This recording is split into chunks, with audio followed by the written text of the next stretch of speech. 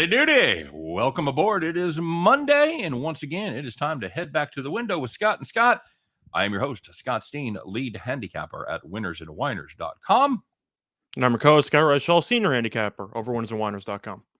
And together, if you're new, we do this every day, 3 p.m. Eastern, 2 p.m. Central, Monday through Friday, as we attempt to guide you through the murky waters of sports betting and help you to have the best opportunity to head back to the window.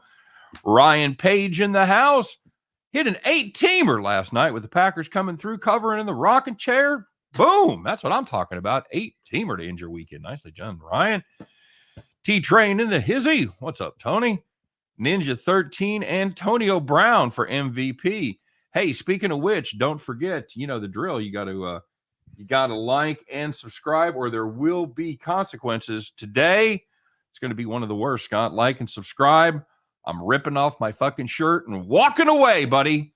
Walking away, throwing my shirt out the window and giving the peace sign and saying, see you later, motherfuckers. That's going to be a career for me. Thanks for stopping by. Good chance we're going to talk about that. So we'll get to it. I don't want to put any pressure on you guys to like and subscribe. I'm just saying it's a particularly good one today. If you're listening to us in podcast form, which you can do, you can download us on all your favorite podcast platforms.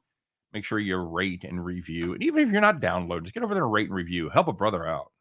Ninja 13 said hit the like button. That's right, guys. And yeah. Scott, how was speaking of the like button, how did you like your weekend? How did it go for you? Kind of a tale of different days. Friday was fine. Saturday was good. And then Sunday, I feel like most people got killed in the NFL. Or at least I cannot say it went well for me. Unfortunately, of course, I took some long shots in there. I threw in some like first touchdown odds, random stuff, whatever. I don't think I hit a damn thing. So it wasn't like one of the worst days I've ever had because of the amount of money I lost. It wasn't anything serious. But when the quantity of bets that you have, even if it's like even a quarter of a unit on so many plays, and you lose everything, it was one of those. But I feel good. So. Yeah, we feel something like that. At least you got your health, so that's good. It was I lost those, and then I decided at night I was going to bet on LeBron triple double at like plus 380. Okay, I think he didn't even get the rebounds or the assists, so nice. It wasn't close on that either. At least he got you 10 points, so that's yeah. That's something. College football was good on Saturday, so it definitely was still a profitable weekend. Just because I recognized the NFL card was a crapshoot. So I kind of limited my unit size a bit. It was a good thing I did. Let's put it that way. Yeah. I had I hit the I hit the Chiefs first quarter play on our video. By the way, that locks up the title for me. It's over. It's all you're the Cleveland Browns of our contest there, buddy. But you won the college football, so we split the football season. As Kansas City Chiefs first quarter. That's just a solid play. I like to believe that the college one is more impressive because we give out 3 plays instead of 1 every week. But apples and oranges. Right? Okay, whatever. Mm-hmm. Is the Browns versus Steelers a meaningless game? Not to us. Good answer. That's a good answer. Not to me, it isn't. But yes, practically. I mean, the Steelers still have a playoff spot to play for. If they win, they put their eggs in the Jacksonville basket. They have to win next week, and Jacksonville has to win. So, who's Jacksonville playing again? They play the Colts. Yeah, although Jacksonville beat the Colts 6 straight times in Jacksonville. Just saying. Who knows? Browns backer. Got to dig on my Browns, dude. I didn't know you were here. I didn't think you were here yet. I thought I could sneak one in before you got here. I feel horrible, man. I love that Browns team. Probably more than a lot of people in Cleveland do. Tough loss on our Chiefs yesterday. Defense will probably doom them now that they're going to go on the road in the playoffs. Should Andy Reid have let Cincinnati score the touchdown on the last drive? Yeah, once they got to the 1, he absolutely should have. You had 1 minute left with 2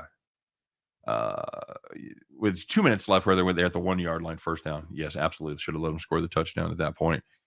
It almost became an unbelievable stand, and for all intents and purposes, it was an epic stand. That was one of the stupidest final minute and a halves I've ever seen of a football game, but it was a crazy ending. You can't let the substitute official make that call. You can't. You've got Scott. Do you consider game situation when you make a call? Do you make every call in a vacuum? No, I think you should let them. Then again, I'm a bigger fan of letting people play. I hate Yep. penalties in general. So you're asking a guy who's going to be biased. If you're going to call that in the first quarter, then I think you can make the argument on fourth down in that situation. It might be warranted. I didn't see much. Just putting it that way.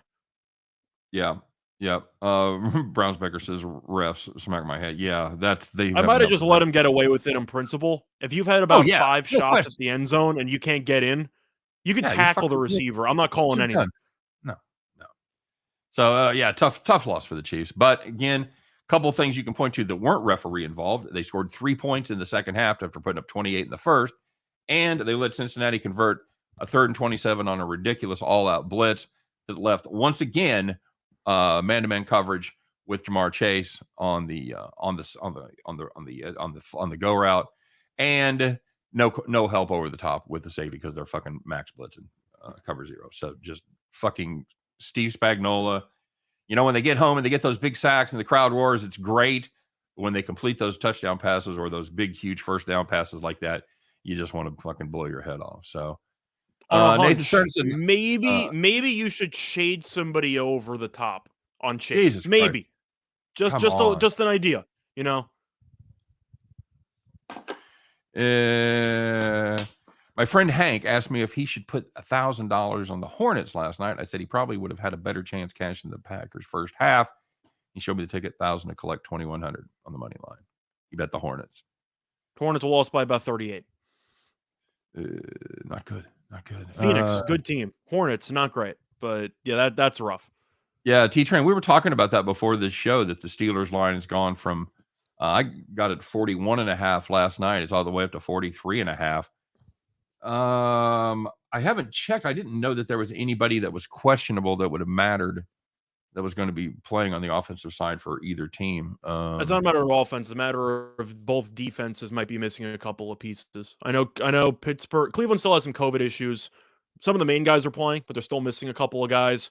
Pittsburgh, I know, is missing somebody in their linebacking core. They're missing some guys. So I'm assuming it's either injury related, or they're assuming since it's Big Ben's last game, Tomlin might open up the playbook, but you're still competing for a playoff spot. So why would you do that? Well, and Brownsbecker can help me out here, but I think the Browns are missing 3 of their starting defensive backs due to COVID, if I'm not mistaken. Let me see what the updated list looks like, but I know that. Do you think Tomlin's going to let Big Ben throw it even more? I understand for the Kobe game, you're letting the Lakers let him shoot it 50 times. It's because they weren't playing for anything. The Lakers weren't good that year, so they could afford to let him have his moment in the sun. The Steelers want to win. Yeah. So why would you let Big Ben throw the ball 50 times? Yeah, I don't know. Yeah, they're going to be. If the game was meaningless, I would take the over in pass attempts for Roethlisberger in a heartbeat. But the game matters. So Tomlin would rather win a game 15 to 13. Well, he won the last game 15-10. The last time they played. Compared to letting Big Ben throw maybe a couple interceptions and you lose the game 35-31. Tomlin wants to win. So I understand the narrative of Big Ben wants to put on a show for the fans. What show? He has no arm. Agreed. Ryan Page brings up a good point. It's amazing how Aaron Rodgers still slings the ball around even in 10-degree weather. I thought my -13 was going to lose with that weather, but no. And what's even more amazing is he's in there in the fourth quarter. Scott, can we talk about what Aaron Rodgers is doing in there in a game? Adding his MVP numbers. There you go. That's exactly the correct response. So I'm actually interested by the line move for the MVP because Rodgers should win. I've been saying that for months. But Brady had the Antonio Brown fiasco, and he led his team to a win anyway. They were down, 4th-string receivers, game-winning 93-yard touchdown drive. Rodgers coast to a win, and Rodgers' odds went down. It went from like -150 to like -300. Really? I kind of thought money would come on Brady. Yeah, I think I that's. don't know. I think it's Rodgers to lose at this point. I think it's over. Rodgers going to win. I just find it interesting based on how the games went yesterday that the money didn't come in on Brady because he had that MVP moment late in the year while Rodgers coasted to an easy win against the backup quarterback. Right. Yep. Absolutely true. All right. I was getting ready to do. I've lost our banner, Scott. All right, let's do it. I don't know. I'll put a banner in tomorrow, but let's get started. Let's talk about the bad breaks over the weekend. There were some winners and forever winner. There must be a whiner. Let's get it started first with the people that kind of took it in the shorts yesterday, Scott. You know who you are. You know who we are. It's time to call the cops.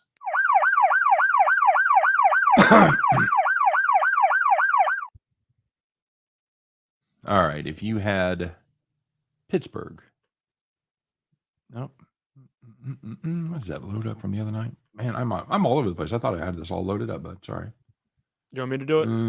No. I got you. If you had the Jets Bucks under 47.5 at 44 points with 2:11 left, and Brady did Brady things, broke your fucking heart.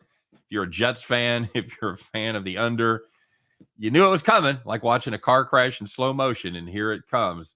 93-yard drive, touchdown with 15 seconds left. Check and check. Game landed 52. Suck a bag of dicks if you had the under 47.5, or if you had the Jets on the money line. So close, and yet so far. Go ahead, Scotty. So, second one was another total between the Broncos and the Chargers. If you had the under 45, 23 points through 3 quarters. So you're in good shape. Drew Lock can't do anything. Chargers are coasting. They'll run the ball. You're in good shape. 24 points in the fourth quarter. Game landed 47. Not good. And finally, to wrap it up in the NFL, if you had the Texans plus 14 against the Niners, trailed by 3, kept it close. How about those Texans? Trailed by 3 points after 3 quarters. However, they got outscored 13-0 in the fourth quarter. San Francisco kicked a field goal with 1:12 left. Robbie Gould, congratulations. You're up 13. Do you really need another field goal? Gotta have it. Gotta cover. Good teams win. Great teams cover. Texans lost by 16. Congratulations. Ugh. All right. Well, there was some good news. There were some people that were on the right side of everything. You know who you are. You had the golden horseshoe stuck up your ass, as people say, because you were sitting in the rocking chair.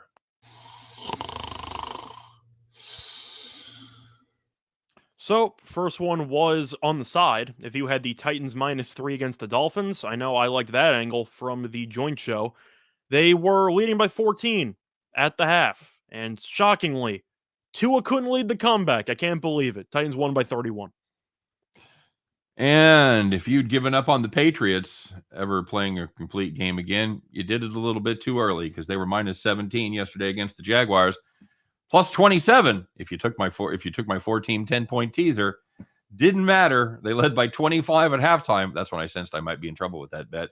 Ended up winning by 40, 50-10. Congratulations. If you had the Patriots -17, you were sitting in the rocking chair. I actually have a separate bad beat on that game that I forgot to mention, but I'll get into that in a second. The last one was the Bears -6.5 against the Giants. They led by 19 at half, and they won by 26. There you go. Giants. Awful team. Awful football team. So I got to mention the Jaguars beat that I had. I took a prop yesterday. I had the Jaguars to score the fewest points on Sunday. So I was looking at a spot where the Jaguars, I thought, wouldn't score a touchdown in the game. And I was right for about 57 minutes, give or take. Can I interest you in a Trevor Lawrence garbage time touchdown drive down 47? Nice. I would have ended up having a dead heat tie because the Giants had 3, the Dolphins had 3, whatever. But I would have made money. I lost on a garbage time touchdown with the starters in down 47 points. Why is Lawrence in the game? You're down 47. What are you doing? Brutality. Well, Scott, this is the most anticlimactic moment of the show. Let's find out. I don't know who it could possibly be. Man, it is a deep, deep well, but we managed to find one. Let's find out who it is, Scott. Who is the year's first donkey of the day?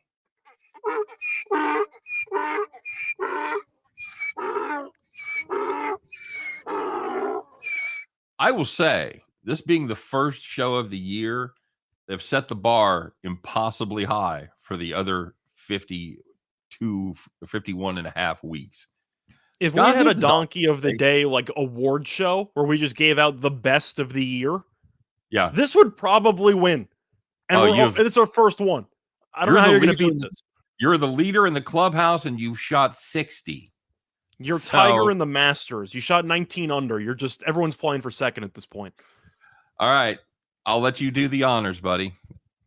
So we got to talk about something that happened over the weekend, and it looked like it was going to be the easy donkey of the day because the Rockets in basketball had a couple of players who ended up quitting during halftime because the coach yelled at them. And I thought, all right, that's one way to go out. And then Antonio Brown, I guess, took what Kevin Porter Jr. did and said, no, we can turn this to 11. So in the third quarter of the game, Buccaneers were losing, and AB claims that he was injured or something happened, but the coach just told him to go back in. And he said, nah, I don't really want to. And they said, go back in the game. And he basically told the entire team to get lost. He proceeded to strip out of his jersey and his t-shirt for no apparent reason at all, then started doing jumping jacks or waving in the end zone while pumping up the crowd, even though they were in New York. So you're pumping up the road crowd. I don't really know how that works. They responded pretty well, though. Yeah, but anyway, he ended up, let's just say, walking off into, I can't even say the sunset, but he walked off in a blaze of glory. That was it. So, okay. A couple of things. T-Train saying it reminded him of Ned in Slapshot. That's a fair comparison. That works. He grabbed around his waist for a second as he was in the back of the end zone. I thought he was going for the pants. I think we all did. And I also think of the opening to Joanna Man, but that's kind of any piece that involves like stripping, taking off the jersey, whatever. But yeah, even worse, he wasn't allowed on the team plane. So I think we have to talk about not just the making fun of a terrible display angle, which is certainly why he's the donkey of the day, but I don't think we can gloss over the fact that there are some real problems. I mean, that screams that you need some help at some point. And I don't know, I don't know where it originated. I don't know if it's CTE related. I don't know if it's football related. I don't know. You talk about this a lot. If money doesn't solve your problems, if you've got health issues, if you've got mental issues, and you all of a sudden come into a bunch of money, the only thing is you've got money. None of the other problems go away. So sometimes they can exacerbate the problems because you have access to things that you normally wouldn't have access to. So I want to say that I hope AB gets the help that he needs. And I hope that he can somehow figure out what's going on, because it was a humorous display, and it was funny, and it's very joke worthy because of the way it happened. But at the very core of it, I think there's some sort of issue that has to be addressed. Let me ask you this. Money sure helps with the Bill Rattle world. I agree with that. And yeah, and then there was the tweet about the bonus money and about the catches and the touchdown and the yardage and all that. I don't know how that all played in, but I'm saying at the core, I think there's a problem. Scott, here's my question to you. Does AB have a shot of ever playing in the NFL again? No. I think the better question is if he's going to make it into the Hall of Fame. I think that's the better question. I don't think he does. I think he should be in. But all I'm saying is if T.O. was held off the first ballot because of character issues, it should take AB about 5 years. Because you can't even compare the two. But based on talent and based on accolades, AB's a Hall of Famer. Now, I'm assuming they won't get him in because of how he went out and because of all the controversies around him. But if you're looking solely at the actual resume, he deserves a spot. I agree with that. I also agree. Now, as for your point about AB getting the help he needs, you're not wrong. He's clearly, dealing with some stuff. You're a lot kinder about it. I know that CT and stuff might be playing a factor. I think he's just an asshole. Okay. I mean, it is what it is. This isn't exactly the spot where you realize he's got issues. He's had issues since pretty much he came into the league. But if you want to talk about what he's done, he had the 2018 issue where he threw furniture outside of his window, almost hit a 22-year-old child, by the way, speeding. He had the alleged rape of his former trainer on 3 separate occasions before Deshaun Watson made that popular. Besides that, he also had some separate issues when it came to his vaccine cards. He's a piece of shit. I don't care. Deal with it. Okay. Okay. You would think the roles would it annoys me that this is the straw. You would think the roles would be reversed. You think that the young, woke, 24-year-old would be the one with sympathy, and you think the old crusty fuck that doesn't have patience for any of this shit would be the one that said fuck that guy. But it's reversed. I think that's an interesting dynamic. I'm just saying that the issue that I had with the actual situation isn't the fact that people think he should get help, because I do think he needs help. I'm just acknowledging that he's always had issues, and for some reason now, because he made an idiot of himself during a sporting event, people realize how bad of a shape he's actually in, except for the fact that he's been getting into legal issues, serious issues for years, and nobody cares because it didn't happen at a sporting event. The issue that I have with the whole situation is the fact that AB shouldn't be playing in the league. He shouldn't have been playing in the league. When you sexually assault a trainer on several occasions and you still get multiple chances, even though you're clearly an asshole, is exactly what's wrong with sports. Because you give people extra chances that don't deserve extra chances because you can catch a football. He's a terrible human being. He shouldn't be in the league. There you go. All right. Am I wrong? I want people to tell me in the comment section. That sounds harsh. I don't think I'm wrong. Yeah, let me share some comments here. Brad says he'll either be dead by 50 or in jail if he does not get help. I agree with that. I agree. He's not that. It's King Me says, don't forget about Big Ben.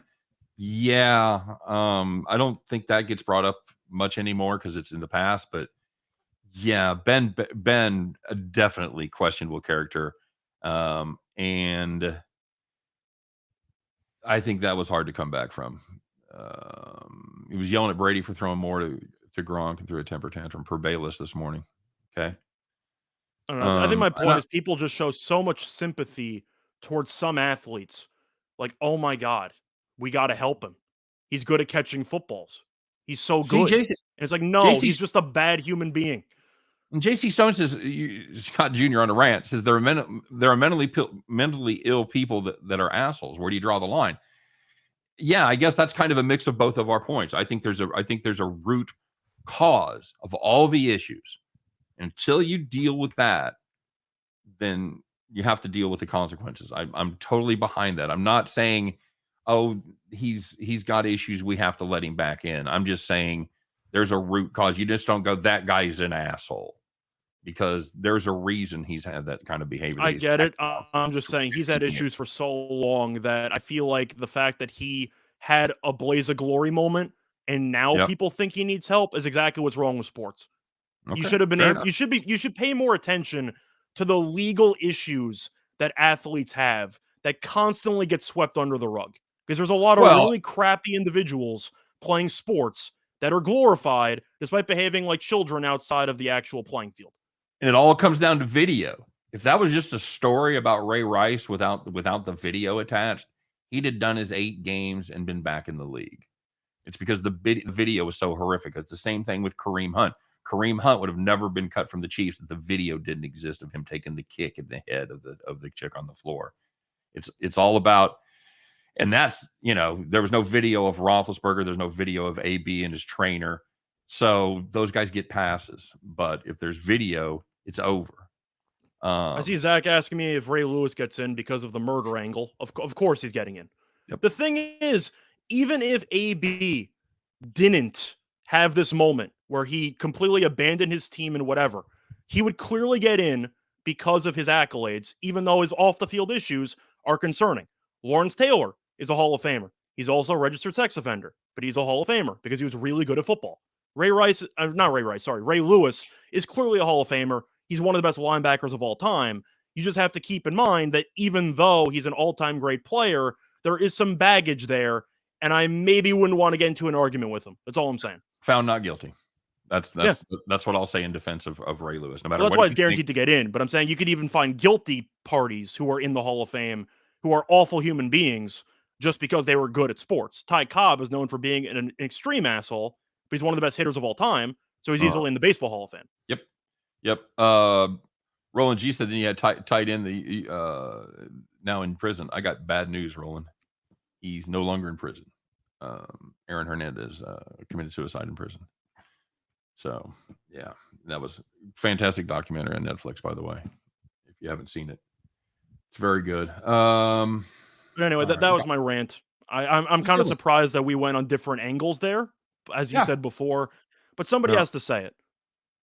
I've just encountered too many people with mental issues in my life, Scott. I've known famous people, and I knew them before they got famous, and I knew them after they got famous, and they had mental issues, and I knew the money didn't solve it. I probably have a soft spot because I've seen it. You know, it's easy to just go, he's an asshole and be done with it. But you know, I just think the issue is that people fucking care. If he's just a fucking throwaway human being that was there to entertain us, and now it's time for entertaining us is over, and we go, fuck, you're done, you're out of my fucking consciousness, then fine, take that position. I think it's worth mentioning though, as a side point, human being, if he's a fucking sentient human being that we should care about, then you should care about him getting help. That's all. I'm just mentioning the fact that people have realized he's had issues for the last couple of years, and he's clearly not taken any steps to address the issues that he has. So I show him less sympathy. And that's a good example, Ninja. You mentioned Josh Gordon. Now, Gordon was more of a substance abuse issue. That's another hung issue. Around.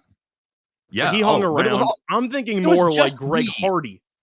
I'm thinking Greg Hardy, who has a career either in the NFL with the Cowboys or with the UFC, even though there are bruises and scratches and black eyes from his partner at the time. You mentioned Pac-Man Jones. That's a fair example. Roland, of course, he had the issues with the bouncers, etc. But there's a lot of really bad human beings in sports, and nobody cares if they're good. That's the issue I have with sports. That's true.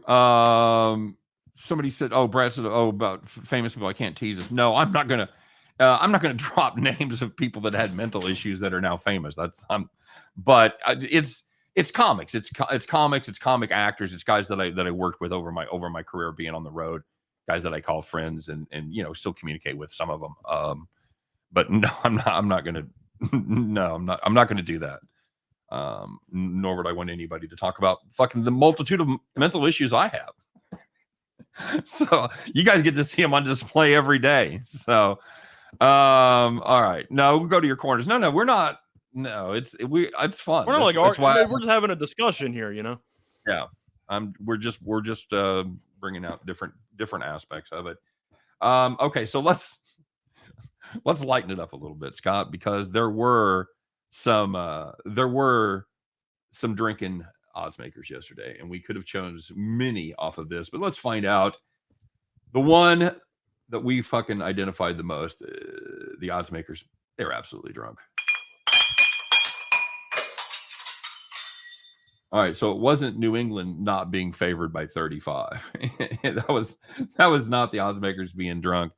But if there it is. If you had the total on the Lions Seahawks game, God damn you. Hopefully you were on the over, because they set it at 41.5. You knew you were in trouble in the first quarter. You knew you were in trouble in the first half. It's 38 in the first half. What was it? 31-7? Was that what it was at halftime? 28-10. It wasn't pretty. It wasn't pretty. It wasn't pretty.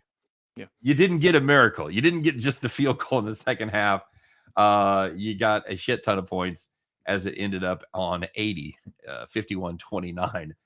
Odds makers, 41.5. Come on, guys. I know the weather wasn't great up there, but come on, you were drunk, weren't you? I got to give a shout out to Boyle, by the way. It was garbage time, but he was slinging it a little bit. Timmy Boyle. Hey, somebody asked us about Oregon way back when, and I'm sorry for not getting to that. I saw somebody mention Oregon with buying the points. I know they wanted to buy it, I believe, from 7 to 5. First of all, I would not really buy 2 points in college. you're just killing your actual return percentage because of really just how much juice you're laying behind those 2 points. But Colorado is a team that has not been great. Oregon's a team that we kind of hate just because of that one farm play they had long ago. You're But right. they're better. They're the much better team. I don't mind it. You? Well, you've got two very different types of teams. You've got an Oregon team that can score some points and kind of plays defense as an afterthought, and then you have this Colorado team that can't score shit, but they don't give up anything either. So I would the play that I was looking at on this game was the under. You got it at 133. I know it's a home game there in the fucking dark tree land of Oregon, worst court in basketball, by the way. I like the under too. But I think if I was going to make a play, that would be my play. As far as the side goes, sure, I'd lean Oregon, and you're right, 7.5 is a shit ton. But if you're going to buy that down to 5.5 for 130, 135, whatever you're paying for it, that's not going to be profitable in the long run. I think it'd be more. Would it be 135? It just depends. It depends because you're kind of buying off a key of 5.5, so your big chunk's going to be 5.5 to 6, 6.5. But yeah, yeah, it's going to be a shit ton. There's no long-term play there. If you want to play it, I got no interest in Colorado because this team can't score. I think there's a better chance Oregon breaks through offensively than Colorado does. So if you want to hold your nose and take and lay 7.5, yeah, I play the under.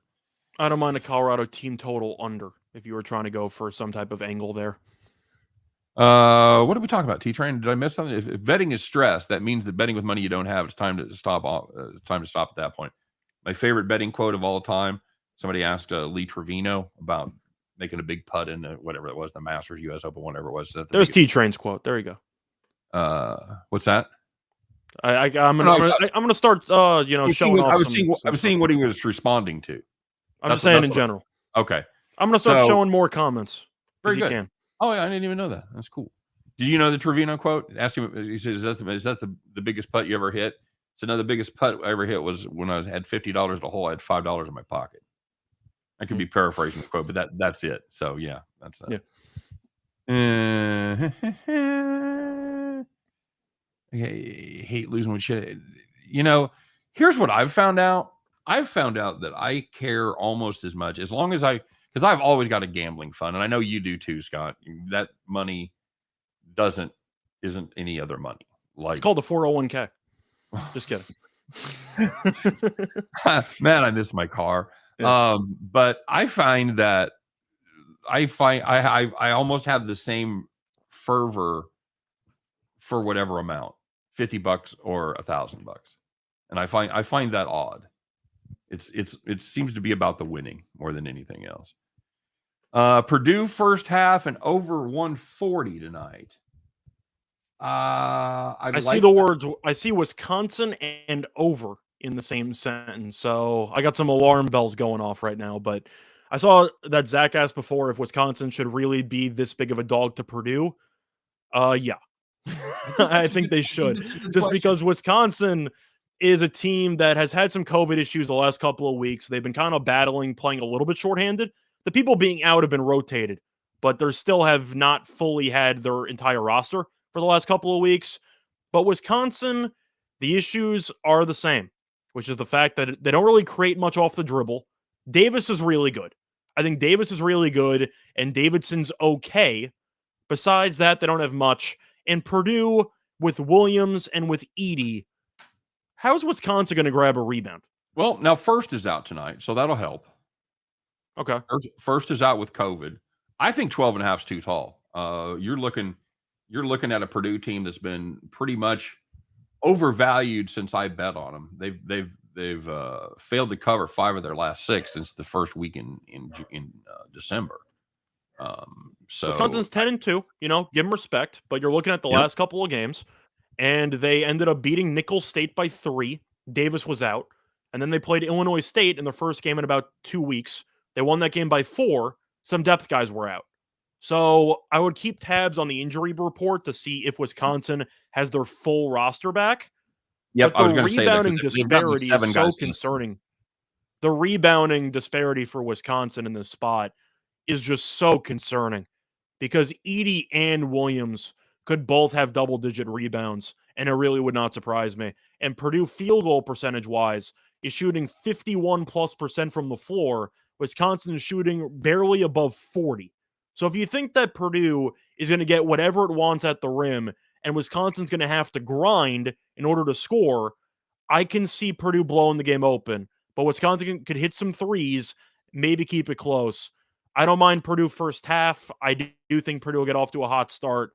But Wisconsin cannot rebound, at least compared to Purdue. And I think that'll be the deciding factor in this game.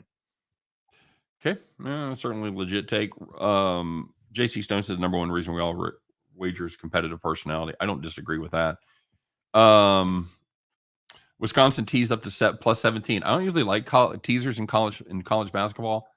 I would consider that. I would consider. See, it's funny because I see two different things. Because Nathan mentioned Wisconsin teaser, and then he mentioned, maybe Purdue -7 in a teaser is not that bad. That's the beauty of a teaser. You can win both, but that's the point. When you're getting 6 points in either direction, or even more if you want to go like really nuts for teasers, then you could create good angles on both sides. Wisconsin has been known to keep it a little bit close with Purdue, but I just think it's a bad matchup. Yeah, fair enough. What else are we taking a look at? NBA. I know there's a lot of good NBA games tonight. I have a play today on my favorite one. I've got one. A matchup between the Hawks and the Trailblazers. So I got action on that one. Okay, I've got my premium out there with an NBA play. Can I interest you in Philadelphia, Houston, with Christian Wood out for the Rocks? Oh, you're asking me if I want to lay double digits with Philly? What can possibly go wrong? Joel Embiid is not on the injury list. Huge. No hip. Got to start the new year off right. Shoulder, huge. No chest. Nothing. Yes, it's absolutely huge. Now this is a Houston team, Scott, not playing good basketball right now. Lost and failed to cover their last 7 straight. Philly playing pretty good ball. Kind of shit the bed against Atlanta last time they were at home, but I'm tempted. I'm tempted without Christian Wood. I really am. I know that's a shit ton of points. Well, Wood's really, really good, and Sengun's also out. So you have Tice, and that's pretty much it when it comes to Embiid defense. So that's not a great spot for Houston's big men. Embiid could go for 40 again. It wouldn't surprise me.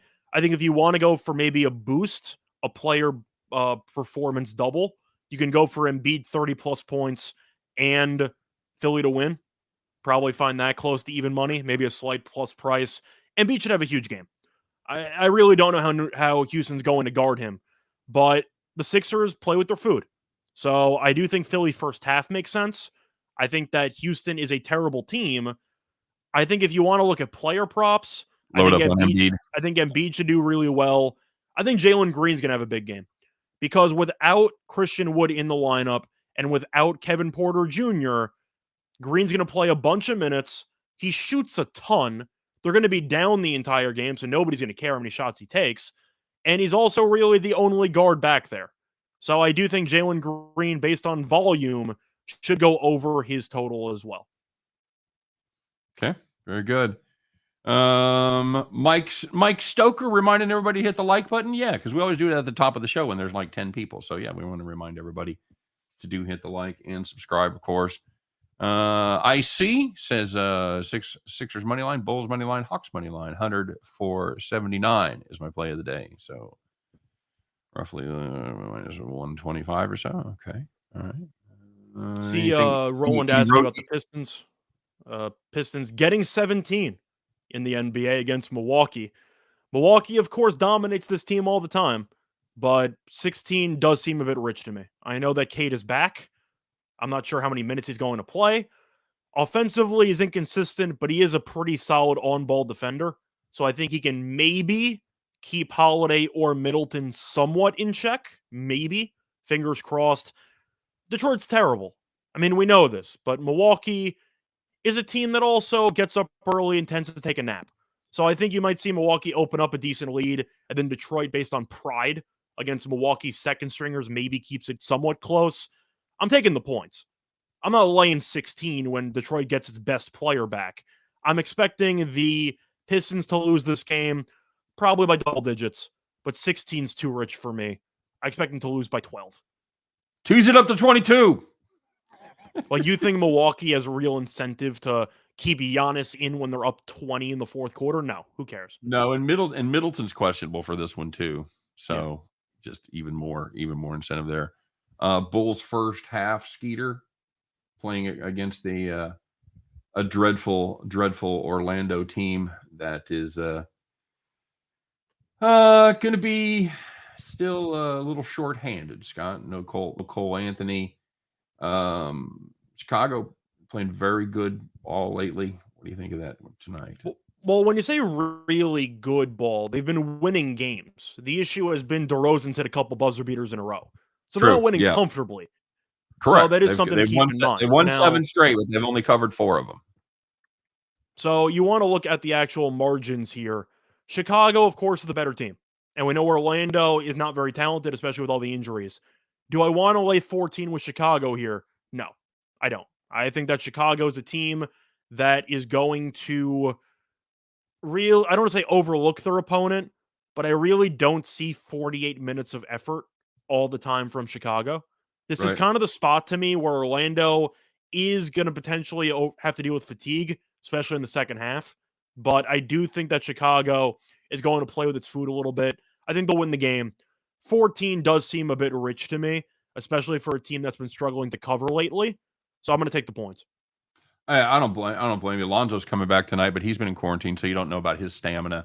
You have to worry about stamina issues for what, like a week coming back from COVID in the NBA, Scott? I mean, Orlando played yesterday. They went to overtime, so of course fatigue's an issue. The Celtics are definitely worse than Chicago, but they went to overtime against the Celtics. So it's not like Orlando's been just rolling over and dying the entire time. You look at the results here. I mean, they lost to Milwaukee by 17 and by 18. Milwaukee's better than Chicago. Lost to Miami by 10.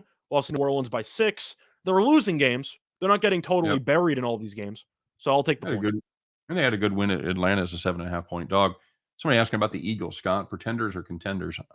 I'd fade them in the first fucking half. I'll tell you that. The Eagles? Terrible first half team. Yeah. Contenders or pretenders for what? The wild card game? Yeah, they're not winning a Super Bowl. To advance, to win a game or two. I still don't think Jalen Hurts is very good. He can run. I don't trust him throwing the ball. But he can't hide. I think that the Eagles are a team. First of all, I don't know what to think of Sirianni because it seems like he just takes the first 30 minutes for analysis and then he just uses that in the second half. But don't overreact to their record because they play in one of the worst divisions in football. They beat Washington the last couple of weeks. They managed to lose to the Giants once, but who have they really beaten? Yeah, I know. And they have to get healthy. They've got to get Sanders back. They've got to have their running backs healthy. They're not going to win a game. Good for Philly for, finding a way to make the playoffs and all. But you got to put some context into it. And Philly has really not beaten many great teams or even good teams this year to get to 9 wins. There's a number of teams you could say that about too. So that is definitely true. Buddy. The Cowboys are one of them. They beat New it. England, but whatever. Let's get to it, shall we? Cool. We've been trying to figure this out. I swear I'm gonna go back and check this, but we're somewhere like around what 19-6 or so for our last 25 in the farms. It feels that way. We might not even have 6 losses. I don't know. It really might be like a 17-3 run. Yeah, could be. All right, so let's find out. What now we've jinxed it for sure. But you know the drill. We're going to find out what it is, you guys. It's time. I trust everybody's doing this. You're putting on your overalls. You're getting your straw hat. You're grabbing your corncob pipe. You're hauling ass and getting on board your John Deere tractor. You're firing that bad boy up for the first time this year. Come on. It's cold, but we're going farming, kids. Let's do it.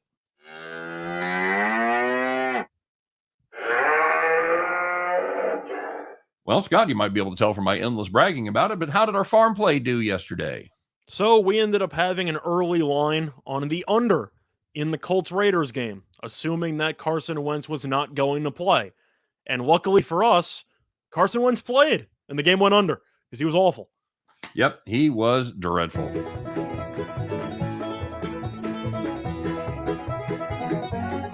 Yeehaw! All right. So today's Bet the Farm play, we're going to do something that we don't do often on Bet the Farm, and we are going to play a hockey play.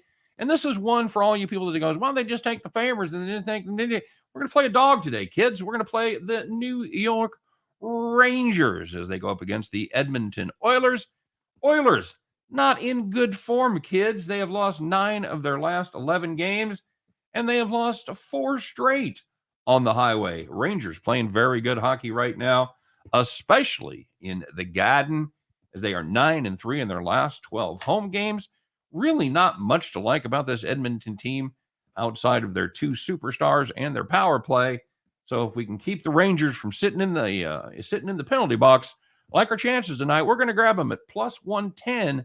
Give me dim New York Rangers. That's going to be our Bet the Farm play. Scott, anything to add about that? Well, the Rangers played yesterday, so I guess the angle would be that New York might be using a backup goalie. Yep. But the issue that I have to mention here is based on principle. How is a team that's lost 9 of 11 minus 130 against a team that's one of the better teams in the Eastern Conference? Even if the Rangers are a bit shorthanded, this line doesn't make any sense. Edmonton's been awful for the last month. Yep. It's what we call a value play, my friend. It's absolutely what we're doing. We're taking advantage of a great spot here. So that is going to do it for Bet the Farm, and that is going to do it for our show. And show number 1 this year is in the can. Hope you guys had fun today. Hope you enjoyed our bowl series. I know Scott and I enjoyed putting the 40 bowl games together. We have our last one up as K-State takes on LSU tomorrow night, so make sure you check that out as well. Weigh in the comment section who you think is going to win, et cetera, et cetera. So thanks for joining us. Thanks for being here. Don't forget to check out my pal Chris King and Jim Williams over there doing their thing every day, 1:30 p.m. Eastern to 12:30 p.m. Central, as they talk about just parlays. And, of course, it's an amazing thing. Chris King, good parlay guy. So make sure you check that out as well. All right. You guys have a great day. And, we'll see you next time, as Scott and I will attempt, as always, to help guide you through your journey as we all look to head back to the window.